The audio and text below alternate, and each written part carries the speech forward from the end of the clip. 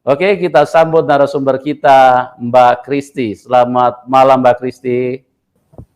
Halo, sudah bisa kah ini? Ya, ya, oke, Mbak Kristi. Oke, dilanjutkan, oke. Coba, Silakan, sudah bagus kok. berarti saya parkir dulu. Ya, Mbak Kristi pakai pakai ini kartu apa? Indosat apa Telkomsel ya, Mbak? Indosat. Oh ya, kelihatannya sih sudah lumayan sih ini. Ya, oke, kita coba dulu ya. Oke, silakan Mbak Kristi dilanjutkan. Cari Saya tempat mulai parkir. dari pertama. Ya. Atau Oke. gimana, Pak? Dilanjutkan aja tadi. Dilanjutkan tadi. Jadi papa menikah dengan mama yang muslim, dan itulah membuat papa harus jadi mualaf ikut Islam pada waktu itu. Iya. Oke, silakan dilanjutkan, Mbak Kristi. Baik. Jadi papa saya itu kemudian menjadi mualaf dan akhirnya mereka melarikan diri menikah karena tidak direstui oleh orang tua dari sisi mama saya. Akhirnya tetap mereka menikah di Bogor. Mereka melarikan diri, mereka berangkat dan mereka menikah di Bogor. Nah, semenjak menikah dengan papa itu, papa saya berusaha belajar untuk jadi orang muslim, diajarin sama mama saya, sama dia jadi mualaf. Dan kemudian ketika saya lahir pun, mama saya itu sangat-sangat protektif pada saya, dengan artian bahwa saya didoktrin sejak kecil bahwa saya tidak boleh berteman dengan orang Kristen. Dan kalaupun cari rumah, mama saya itu kalau papa tuh pindah kerja atau dia dipindahkan atau untuk bisnisnya dia harus pindah, selalu cari tempat yang tetangga kiri kanannya itu harus orang muslim dan harus dekat dengan masjid. Jadi mama saya selalu mendoktrin saya untuk tidak bergaul dengan orang Kristen. Nah, adapun itu setelah mama saya melahirkan saya, memang ada 5 kali mama saya mengalami keguguran. Jadi mama saya itu divonis dokter mengalami yang namanya lemah kandungan. Jadi dia punya sugesti tinggi gitu. Dia tidak bisa salah sedikit, tidak bisa capek sedikit, tidak bisa dengar orang mengalami pendarahan, maka dia juga akan mengalami pendarahan gitu. Jadi setiap kali dia hamil, dia selalu keguguran. Nah, itu setelah saya. Nah, akhirnya satu kali waktu papa saya itu sudah lama gitu minta supaya punya anak lagi dan dia pengen punya anak laki-laki.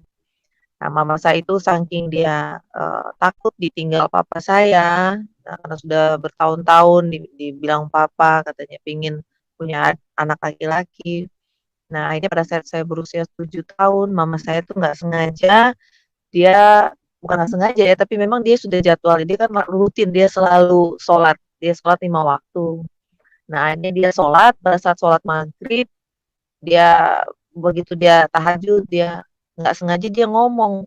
Bagi dia itu, dia bilang, ya Allah, kalau saya bisa hamil dan punya anak laki-laki, baru saya percaya bahwa Yesus itu Tuhan dan hidup. Entah bagaimana dia bisa ngomong seperti itu, karena tidak ada satupun yang menginjili mama saya. Bahkan keluarga dari papa saya pun tidak pernah berani ngomong apapun kepada mama saya, karena dia selalu tolak mereka mentah-mentah. Bahkan kalaupun ada penginjil atau pendeta yang datang dari rumah ke rumah untuk berusaha untuk kasih takta atau menginjil, selalu diusir mentah-mentah oleh mama saya. Tapi hari itu dia ngomong seperti itu dan dia kaget ketika perkataan itu keluar dari mulut dia. Dia spontan langsung bilang astagfirullah.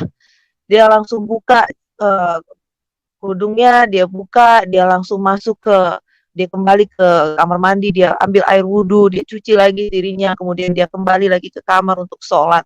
Dia sholat, dia bertahajud, dia mau membatalkan setiap perkataan dia atau nasar dia tadi.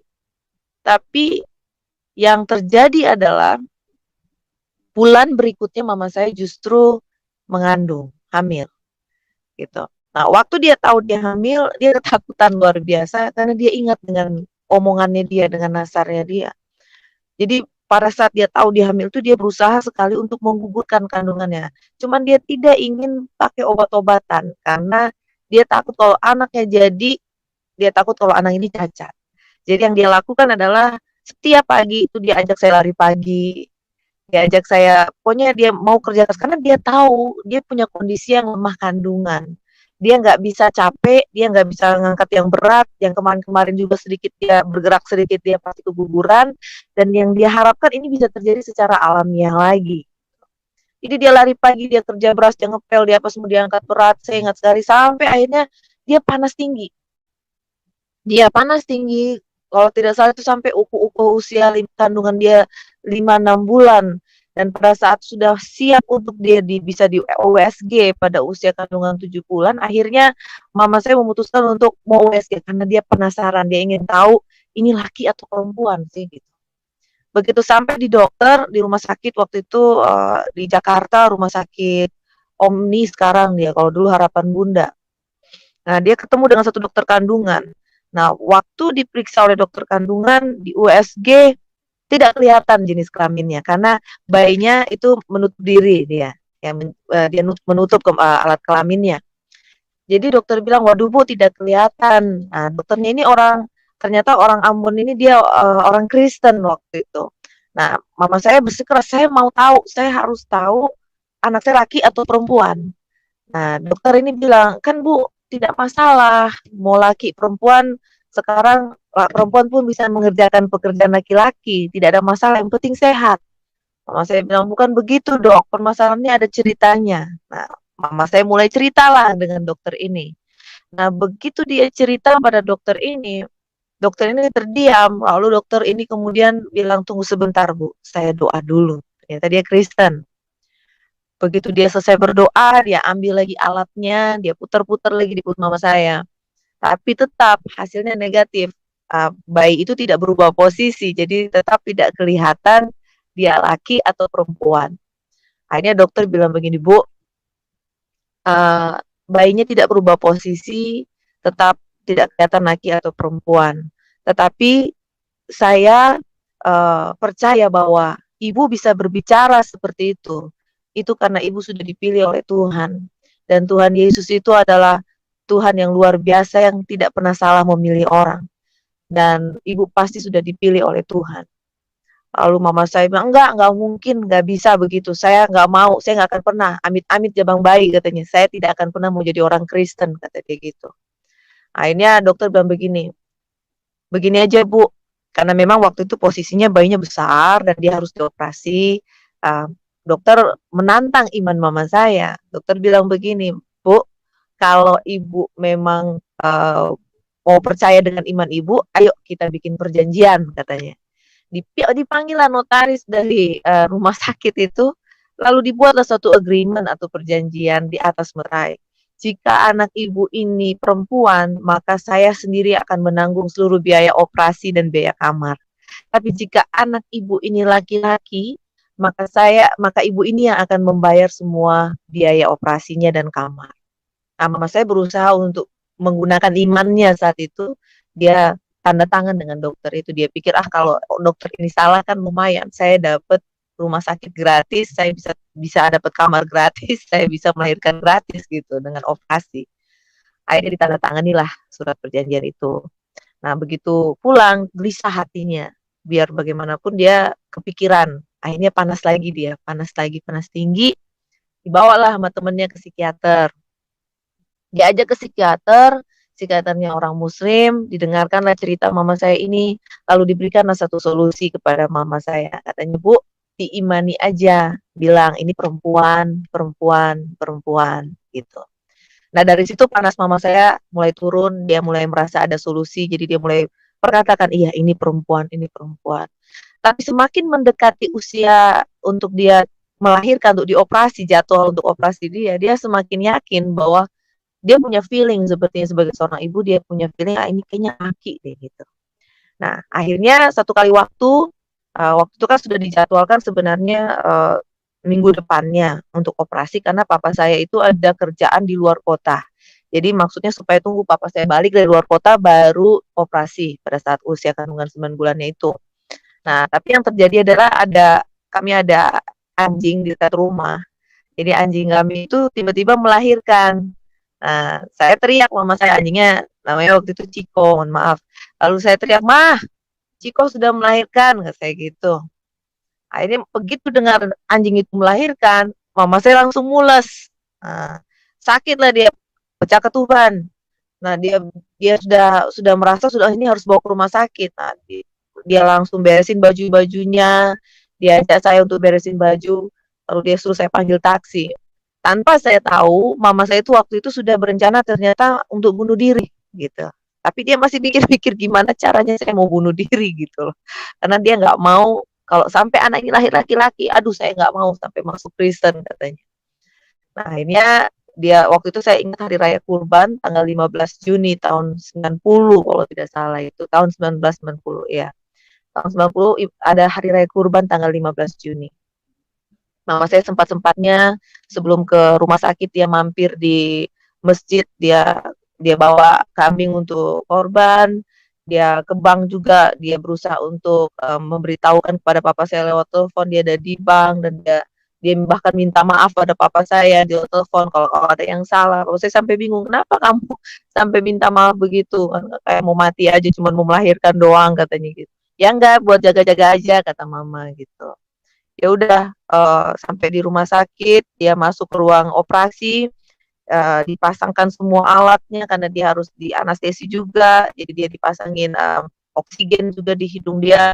Nah, pada saat itu dia sudah melihat sekeliling, apa saya mau ngambil pisau untuk saya langsung tusuk diri saya, dia sudah muter-muter lihat ke sekeliling, tapi begitu banyak.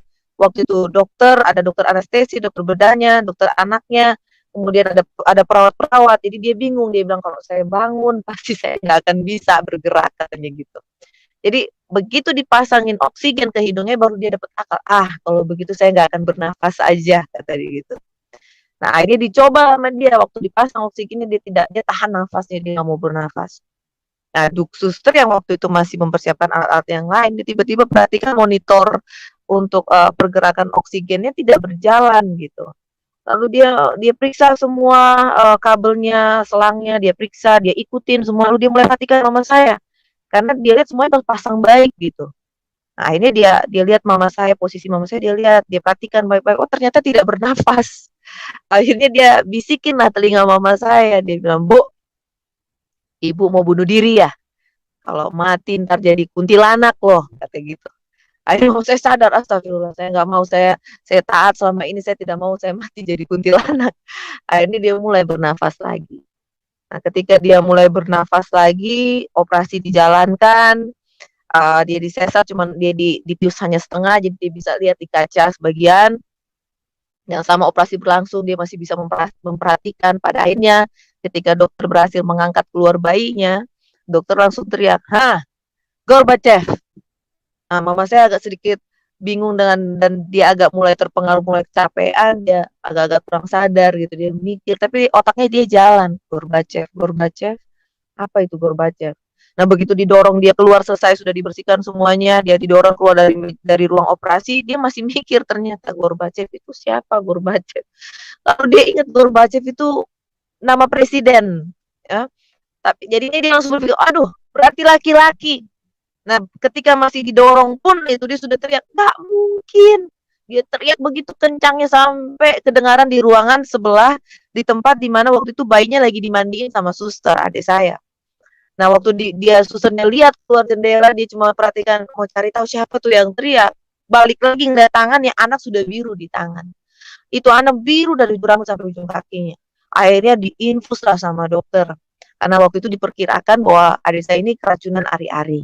Nah, kenapa begitu? Karena waktu ternyata dia lahir, dokter melihat ari-arinya sudah hancur bercampur air. Jadi tidak ada lagi ari-arinya dia. Nah, makanya dokter bilang ini adalah suatu mujizat jika anak ini bisa bertahan sejauh ini. Karena ari-ari itu tempat saluran makannya dia gitu. Nah, akhirnya saya datang pulang dari rumah itu dengan papa saya datang ke rumah sakit, saya mau lihat adik saya sampaikan ke mama saya bilang, "Mah, kok adik pakai gantungan kayak mama, cuman mama merah dia putih," saya bilang gitu. Akhirnya mama saya panggil lah suster, "Suster, kenapa anak saya diinfus, ada apa?" Suster bilang, "Ya ibu sih tadi pakai acara teriak-teriak segala," katanya. "Waktu ibu teriak, saya cuma nengok sebentar keluar, saya balik anak ibu udah biru," aneh gitu. "Loh, kok bisa biru?" Iya, katanya kayaknya keracunan ari-ari mungkin kata dokter. Nah, dari situ mama saya entah kenapa spontan aja waktu dia dengar suster ngomong begitu, dia bilang, "Oh, berarti Yesus itu benar Tuhan dan hidup." Lalu dia merasa ada seperti tangan besar yang merangkul dia dari belakang dan dia merasa kehangatan yang luar biasa. Dan suster itu langsung dengan spontan bilang, "Astagfirullah Bu, Yesus itu bukan Tuhan, dia hanya nabi." Kemudian mama saya bilang, "Enggak, dia Tuhan dan dia hidup." Nih saya lagi dipelukin dari belakang. Susternya langsung lari keluar, saudara, tempirit-pirit dia. Dia langsung bilang, "Suster, dokter, bapak, ibunya udah gila. Dokter, bapak, ibunya udah gila." Dia ulang-ulang ngomong. Papa saya lari masuk di kamar. Dia pegang kepala mama saya. Dia bilang, "Mama, jangan gila dulu, anak-anak masih kecil," katanya. Oh, saya bilang, "Saya nggak gila. Panggil aja pendetanya adik kamu, suruh dia datang doakan anak kita, pasti sembuh." Menurut kesaksian-kesaksian mama saya, dia bilang, "Saya nggak ngerti itu iman dari mana, kekuatan dari mana, kepercayaan dari mana, tapi itulah yang saya percayai saat itu, datang ke dalam hati saya." Maka dipanggillah pendeta itu mendoakan adik saya waktu itu, dan mama saya berdoa cuma satu, "Tuhan Yesus tolong sembuhkan anak saya." Dan ketika selesai didoakan, adik saya itu tiba-tiba dia mulai bergerak lincah dan dokter mulai melihat dia birunya itu berkurang pada tubuhnya dan infusnya dicabut dan dia dinyatakan sembuh oleh dokter. Teknisnya itu seperti apa? Mungkin Anda harus mesti mendengar kesaksian mama saya secara langsung. Nah, setelah itu terjadi, akhirnya malam udah mulai sore gitu kan, udah mau malam. Mama saya pas maghrib dengar azan, dia ingatlah kakaknya, adiknya, papanya, keluarganya ngajakin tarawih. Kepikiran lah sama mama saya waktu itu. Lalu dia mulai teriak lagi di tengah-tengah keheningan itu di dalam kamar, dia mulai teriak sendiri. Nggak mungkin. Nah, begitu dia teriak nggak mungkin, adik saya yang di ruangan bayi tiba-tiba langsung, maaf kata, dia mencret-mencret, dia buang air besar. Nah, bayi ini perlu dinotet belum ada 1 hari. Nah, ketika waktu itu dia sudah dibiarin sama suster dilihatin, ternyata selama 1 jam itu sudah 36 kali. 36 kali kalau nggak salah dia sudah buang air. Setiap kali dikasih minum keluar lagi, setiap kali dikasih minum keluar lagi. Jadi nggak ada yang bisa bertahan. Nah, dokter akhirnya menginformasikan kepada mama saya, dia bilang, "Bu, ini kayaknya nggak akan bertahan sampai besok kalau dia terus-terusan begini. Say goodbye aja." Nah, begitu papa saya tahu, dia marah besar. Dia marah, dia datengin mama saya, dia bilang, "Kamu jangan main-main sama Tuhan Yesus," dia bilang. "Kalau sampai anak saya mati, saya akan bunuh kamu." Itu kasarnya sampai ngomong begitu sama mama saya. Akibat dia saking kesalnya. Nah, karena ketakutan, mama saya langsung berpikir, "Astaga," dia bilang, "berarti benar-benar ini saya harus membayar nasar saya." Nah, ini dia berusaha jalan ke ruang bayi. Dia jalan ke ruang bayi itu, kemudian dia berlutut di samping inkubatornya. Nah, adik saya sudah dimasukkan ke inkubator. Nah, waktu itu dia berlutut di situ, lalu dia bermohon sekali lagi, dia bilang, "Tuhan Yesus, 1 kali lagi, aku minta jika kau benar Tuhan dan hidup, sembuhkan anak saya di depan mata saya, maka aku akan memberi hidupku untuk melayani Engkau." Nah, tidak lama kemudian dia perhatikan terus adik saya, dia berlutut di samping adik saya itu. Lalu tidak lama adik saya tangannya mulai bergerak. Ketika tangannya bergerak, dia mengambil 1 langkah iman, dia panggil suster, "Suster, tolong kasih susu anak saya." Begitu dikasih minum susu, terus dicabut lagi sama suster, ditungguin tidak keluar lagi.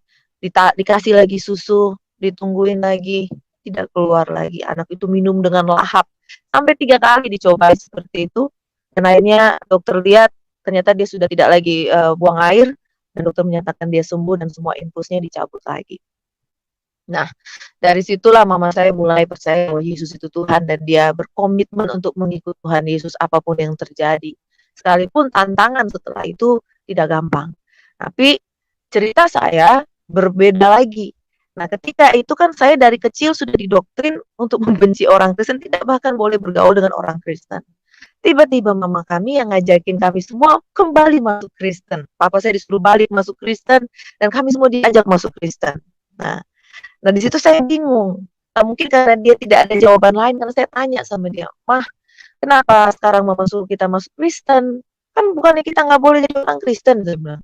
Nah, lalu mama saya bilang, ya udah kalau kamu nggak ikut nanti kamu nggak dapat warisan.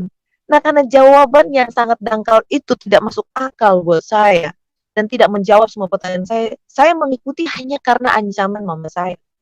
Akhirnya saya ikut masuk Kristen tanpa saya menyadari bahwa Tuhan ternyata juga sudah punya rencana buat hidup saya dan sudah menetapkan saya.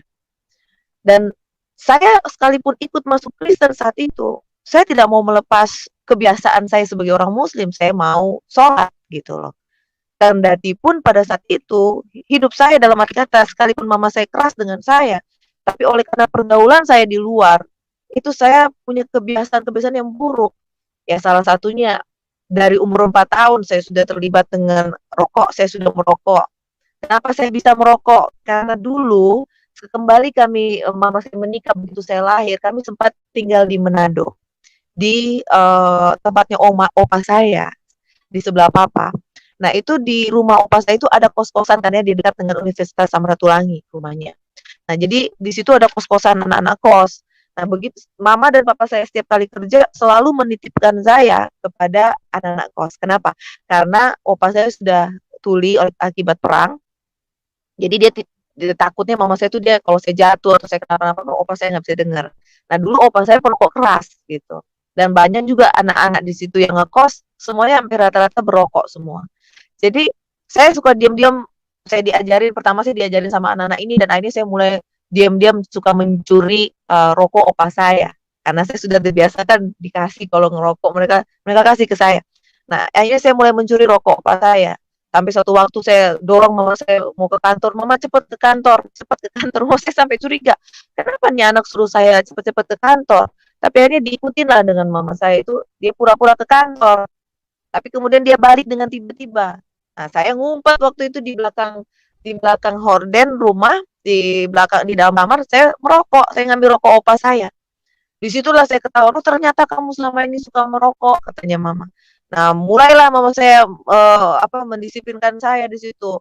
Tapi diancam-ancam segala macam, saya tetap aja kena lagi, saya merokok, ketahuan lagi, saya ketangkap basah lagi. Sampai akhirnya kalau di Manado itu kan ada satu kebiasaan orang-orang Manado kalau sudah deket-deket Natal, itu ada yang suka jalan-jalan bagi-bagi hadiah atau nakutin anak kecil yang nakal-nakal, itu adanya pit hitam sama Santa Claus.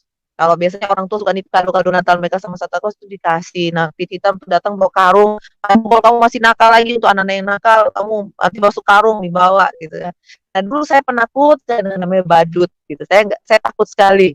Nah, jadi kan mama saya tahu dengan ketakutan saya itu, maka dipanggillah itu Santa Claus dan pit hitam untuk nakut-nakutin saya. Ini masih dalam posisi dia waktu itu masih Muslim ya, sebelum masuk Kristen. Karena kalau waktu masuk Kristen saya usia 7 tahun.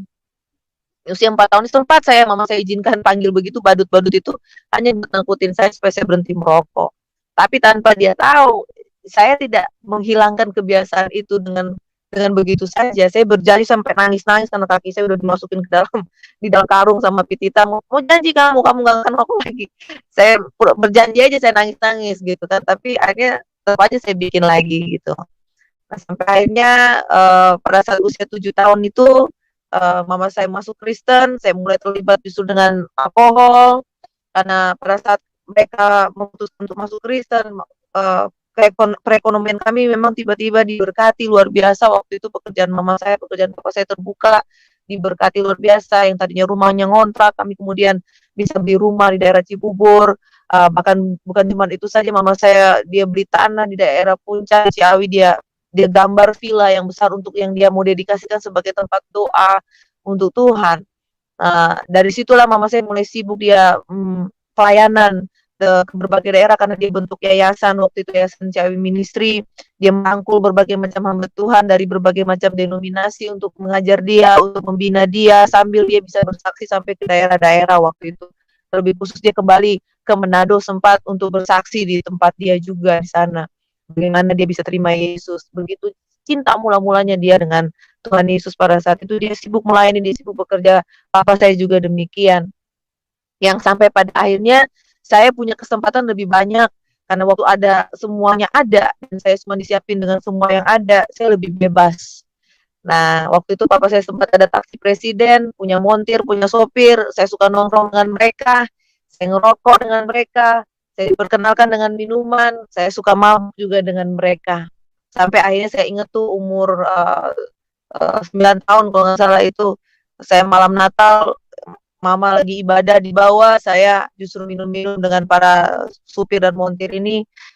Waktu itu saya minum 6 kaleng bir bintang, 1 kaleng bir angker, 1 botol anggur orang tua, 1 kaleng Guinness, sambil saya makan kacang dan ngerokok. Saya turun dia udah nggak perhatikan kalau saya itu sudah setengah mabuk gitu. Besoknya mau masuk gereja, saya tidak mau masuk gereja karena memang dari awal saya mau jarang sekali mau masuk gereja karena pertama saya dulu anaknya ada tomboy. Jadi saya tidak suka dipaksa ke gereja harus pakai pantofel, harus pakai harus pakai rok panjang atau pakai baju dress gitu. Mau masuk di yang gereja umum saya kurang mengerti dengan khotbah pendeta, masuk di sekolah minggu otak saya itu sudah mulai lebih dewasa dari umur anak-anak saya. Kenapa? Karena di usia 5 tahun, 6 tahun aja saya sudah terekspos dengan pornografi dan saya bereksperimen dengan teman-teman saya. Jadi bagi saya ini kayak anak kecil banget. Gitu. Otak saya terlalu dewasa di umur yang seperti itu. Nah, akhirnya saya uh, tidak pernah mau masuk gereja lagi. Hingga akhirnya saya percepat saja, umur 10 tahun itu ketika setelah ulang tahun saya tanggal 18 Maret, tanggal 19 Maret itu mama saya berencana mengadakan doa semalam di Ciawi, di villa yang sudah dia buat itu. Dan dia ngajak semua pendeta-pendeta dan hamba Tuhan untuk sama-sama ke sana sambil bersyukur untuk ulang tahun saya. Jadi kita konvoy semua dengan pendeta-pendeta ini konvoy mobil ke sana. Sampai di sana saya mulut udah pengen banget pengen ngerokok. Saya lihat supir saya satu dia ngerokok. Akhirnya saya suka simpan juga rokok saya sendiri. Saya naiklah ke atas, saya cari tempat-tempat yang kosong. Saya pikir aduh bagaimana caranya biar nggak ketahuan kan sekarang ini kan semuanya kamarnya diisi sama pendeta-pendeta. Jadi saya naiklah ke lantai 2, ada satu kamar yang punya balkon dan di bawah balkon itu kalau saya loncat itu ada kayak semacam seng gitu yang menghubungkan antara rumah utama dengan dapur basah. Nah, saya duduklah di bawah situ supaya nggak terlalu kelihatan. Saya nongkrong lah di situ. Setelah saya selesai merokok, saya matikan rokok saya dan saya berdiri. Waktu saya berdiri itulah saya salah injek. Saya injek bagian yang kosong. Nah, waktu saya injek bagian kosong itu yang nggak ada rangkanya itu, maka saya jatuhlah mentah-mentah. Saya jatuh kira-kira 4,5 meter itu dari lantai 2 itu. Jatuh, nah begitu jatuh, roh saya keluar. Kenapa saya bilang roh saya keluar? Karena saya ingat dengan jelas, saya sudah melihat tubuh saya terkapar di lantai itu, di tempat saya jatuh itu. Dan saya melihat orang-orang datang menghampiri saya, ngumpulin badan saya itu dan berusaha membangunkan saya. Saya dengar mereka, tapi mereka tidak dengar saya. Dan yang terang satu-satunya adalah keadaan di bawah tubuh saya itu. Sementara sekeliling saya yang saya lihat adalah gelap gulita. Nah, waktu itu saya berpikir saya di mana? Saya ketakutan luar biasa karena saya ngomong gak ada yang dengar. Saya berteriak-teriak tidak ada yang mendengar saya. Tiba-tiba terdengar suara bilang begini, kamu kan mau mati sekalian, memang kamu bakal mati nih sekarang. Saya nggak tahu itu suara dari mana. Tapi saya takut mendengar suara itu. Kenapa suara itu bilang begitu? Karena waktu dari kecil itu saya manja, saya nakal. Jadi kalau kemauan saya tidak dituruti oleh orang tua, saya selalu ngancam mau bunuh diri. Terakhir saya ngambil senapan papa saya dan saya mau bunuh diri saya, mau tembak ke kepala saya. Dan selalu seperti itu ancaman-ancaman saya. Nah, waktu kejadian terjadi, saya bilang, aduh, jangan-jangan saya mau mati beneran. Nah, terus suara yang kedua, suaranya ngomong begini, kamu kan nggak percaya Yesus, karena kamu bagaimana? Kamu bakal mati, kamu tidak percaya, gitu. Jadi yang saya tangkap, saya akan mati dalam ketidakpercayaan. Saya mau selamat nggak nih waktu itu? Masa saya lebih takut lagi. Tiba-tiba setelah suara kedua itu bersuara seperti itu, ada seperti layar putih muncul di depan saya. Dan itu seperti film yang diputar dan semua perbuatan-perbuatan yang saya pernah lakukan yang nggak ada satu orang pun tahu gitu. Seperti film. Dari situ saya belajar ternyata Tuhan memang maha tahu gitu loh. Kita mau ngumpet sampai ke apapun orang nggak tahu tapi Tuhan tahu. Itu seperti film diputarkan semuanya perbuatan saya, suka nyolong, ya suka bohong sama papa, bohong sama mama, saya suka nggak masuk sekolah, saya pulang ke sekolah tapi saya nggak tembus di sekolah, saya nggak nyampe di sekolah. Kemudian saya suka bereksperimen dengan teman-teman saya, macam-macam semua yang saya kerjakan kenakalan saya rokok, saya mabuk, itu semuanya ada di dalam situ. Waktu saya lihat itu saya berpikir, ya Tuhan, kalau saya mati sekarang berarti saya pasti masuk neraka. Saya belum mau mati Tuhan seperti ini. Lalu saya ingat dengan kesaksian-kesaksian mama saya bagaimana dia bernasar sama Tuhan. Lalu saya mulailah saya bernegosiasi di situ. Saya bilang, Tuhan, kalau kau mendengarkan saya bilang, jika kau berikan saya kesempatan hidup satu kali lagi, maka aku berjanji, aku akan memberikan hidupku untuk Tuhan. Saya bilang, saya akan belajar siapa Yesus itu, dan saya akan melayani Tuhan. Itu yang saya janjikan. Namun sebelum saya bicara itu sebenarnya saya janjikan yang pertama itu yang saya ingat waktu saya janjikan adalah saya berjanji saya nggak akan lagi bolos masuk gereja. Jadi saya tuh saudara kalau misalnya dari kemarin-kemarin sebelum ini PSBB ya, sebelum ini ya online, mau sakit seperti apapun saya pasti masuk gereja. Saya dalam keadaan sakit pun saya masih melayani, saya bisa berdiri khotbah karena saya berjanji saya nggak akan pernah bolos gereja. Selama saya masih bisa berdiri, saya masih bisa, saya pasti datang. Saya selalu begitu. Karena saya ingat dengan janji saya ini. Jadi itu yang pertama, baru kedua saya bilang saya akan belajar siapa Yesus itu dan saya akan melayani Tuhan. Saya bilang begitu. Nah, begitu saya selesai ngomong begitu, saya menangis. Tiba-tiba yang saya tahu saya kembali sudah sadar di dalam tubuh saya. Anda mau bilang itu mati suri, Anda mau bilang seperti apa, saya kurang paham dengan istilah medis, tapi itulah yang saya alami. Lalu saya mulai merasakan tubuh saya, tapi saya tidak bisa bangun. Ada satu pendeta nama Ibu Lance Sambuaga, itu Anda juga bisa cek di YouTube-nya dia dan bisa konfirmasi langsung sama orangnya bahwa dia ada waktu kejadian itu dan dia adalah pendeta yang mendoakan saya waktu itu. Nah dia kemudian bilang yang mana yang sakit? Saya bilang kaki kanan saya bilang gitu. Kaki kanan saya udah nggak bisa bergerak karena sudah biru, sudah bengkak. Nah dan tulang belikat kiri saya ini seperti dia bengkok begitu kelihatannya karena dia bengkak. Nah, yang kanan ini bengkak juga bertanda batu tempat saya jatuh. Nah, mereka mau bawa saya ke rumah sakit, mereka takut saya banyak goncangan karena jalan rusak dan jaraknya agak lumayan jauh dari Ciawi ke Bogor. Mereka takut nanti banyak goncangan malah jadi parah. Akhirnya pendeta ini sarankan sudah bawa masuk aja ke kamarnya. Lalu dia bilang ambil minyak urapan.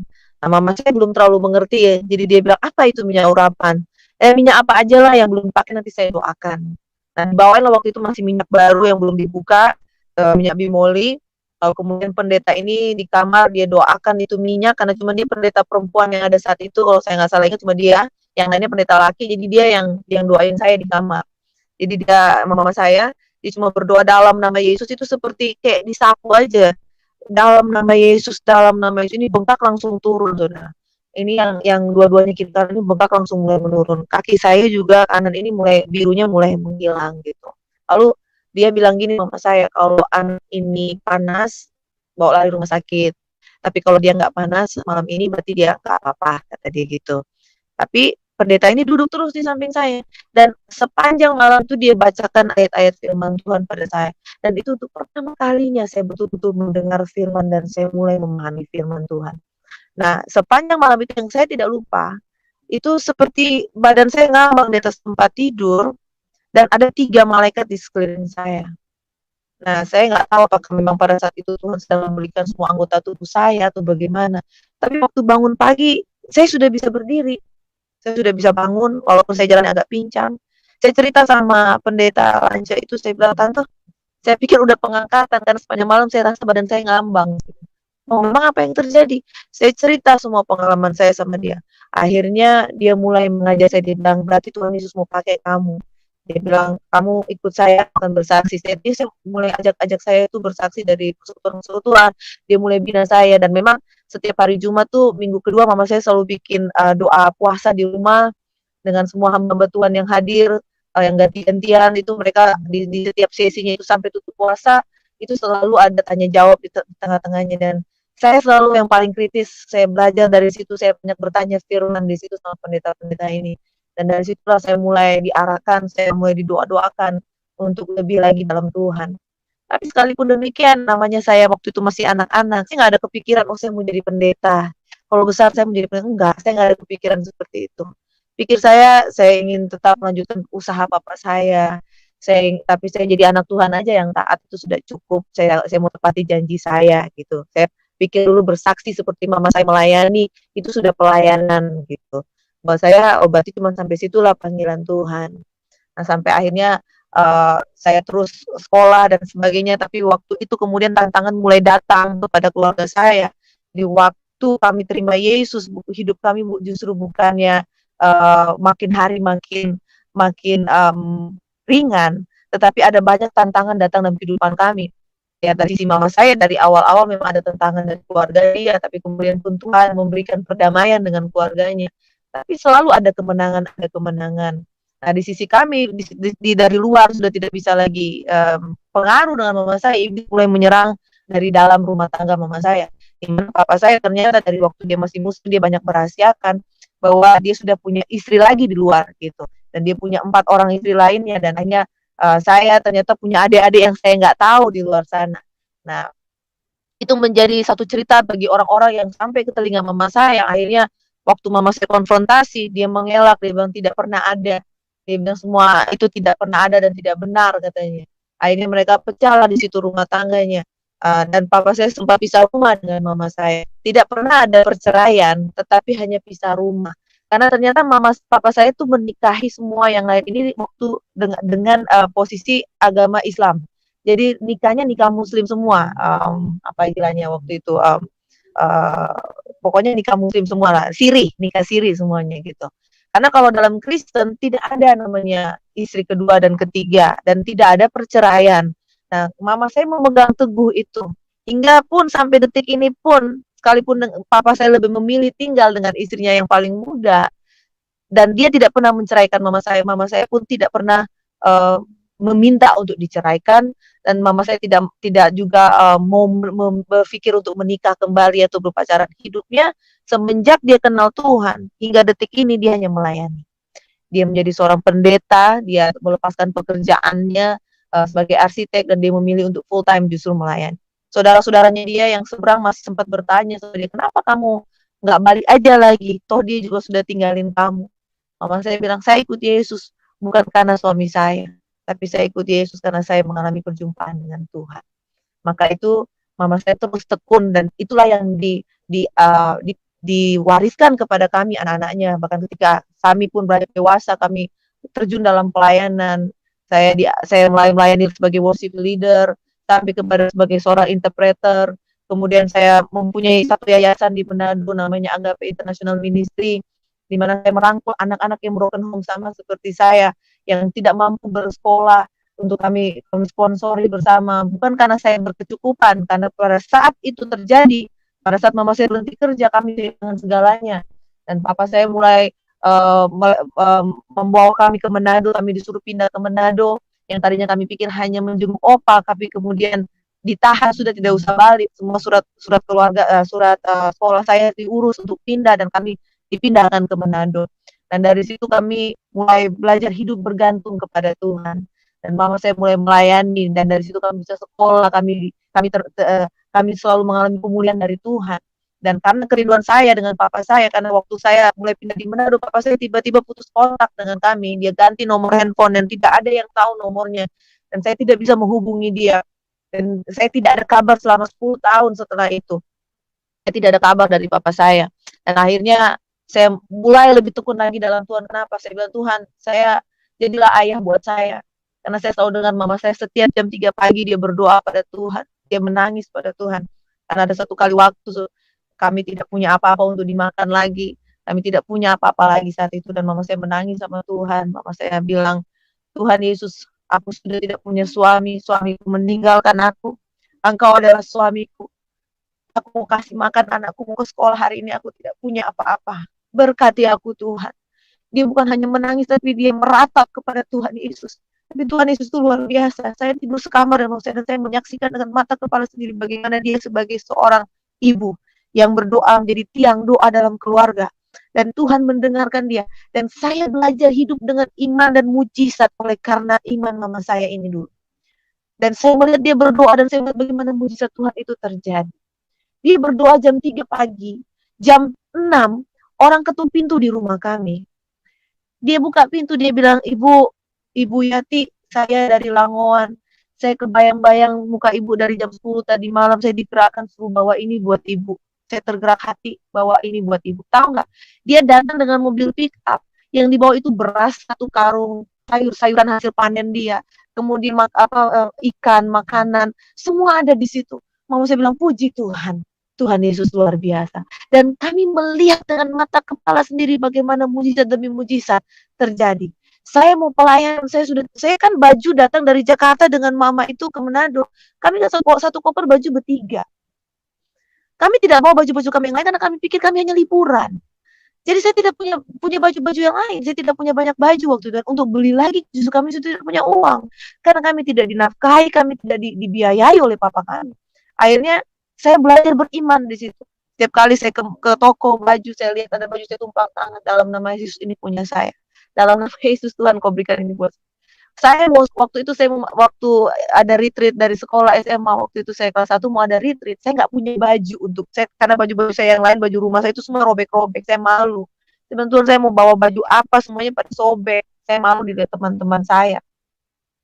Saya berdoa begitu, saya menangis sama Tuhan. Tiba-tiba anaknya teman mama saya datang, 2 tas belanjaan dia bawa ke rumah. Dia bilang, saya lagi belanja, kok saya kegerakan, saya ingat si Kristi ya, katanya gitu. Saya beliin baju-baju ini buat dia, mudah-mudahan muat ya. Waktu itu mama saya panggil saya, dia biasa aja nih, Kristi katanya kamu dibeliin baju-baju, ada 2 tas besar, ada baju, ada celana, semuanya yang saya doakan sama Tuhan ada di situ. Lalu saya menangis langsung di depan mama saya, langsung air mata saya turun, saya bilang, waduh puji Tuhan, luar biasa Tuhan baik. Di depan itu kakak yang bawain saya itu pun dia sampai kaget tuh, kenapa kamu nangis? Saya bilang, saya sudah bergumul, saya bilang saya berdoa karena saya mau retreat minggu depan, saya nggak ada baju yang mau saya pakai gitu, karena semua baju-baju saya, baju rumah saya robek, baju-baju casual saya itu banyak yang baju robek dan lainnya udah pada sempit. Saya bilang saya udah nggak bisa pakai. Lalu dia pun akhirnya menangis, dia berarti ini berkat kamu, ini dari Tuhan buat kamu.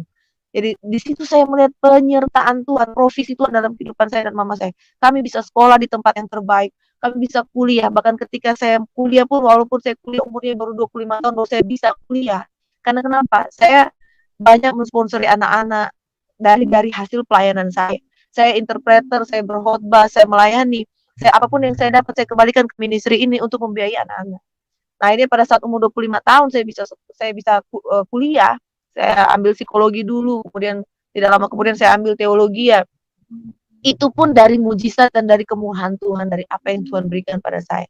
Tidak ada satupun yang dibiayai oleh orang tua atau menyusahkan dari keluarga saya, dari mama saya.